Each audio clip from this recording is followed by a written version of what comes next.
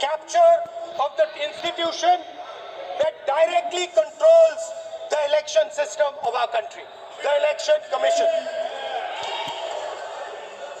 Now, I am not saying this without proof. I have put forth adequate proof about how the Election Commission is colluding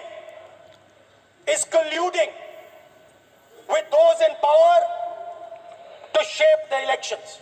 But I want to ask three questions first, which will make it very clear that the BJP is directing and using the Election Commission to damage India's democracy. The first question, why is it that the CJI was removed from the selection panel of the Election Commissioner?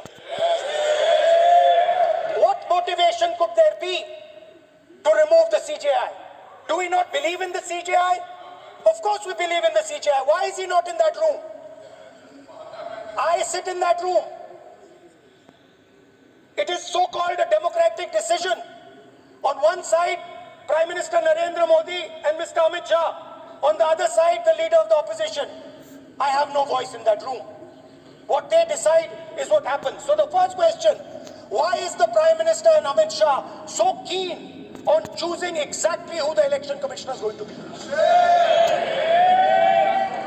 Second question, and even more devastating question, no Prime Minister has done this in the history of India.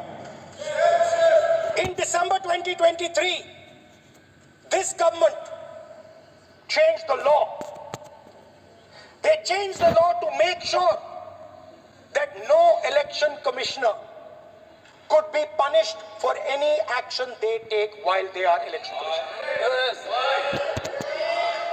Why would the Prime Minister and Home Minister give this gift of immunity to the Election Commissioner? Why would they need to give this tremendous gift that no Prime Minister has given ever before to the Election Commissioner? Yeah. Mr. Shah is looking into the ceiling.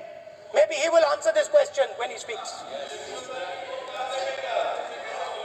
And finally, why was the law with regards to CCTVs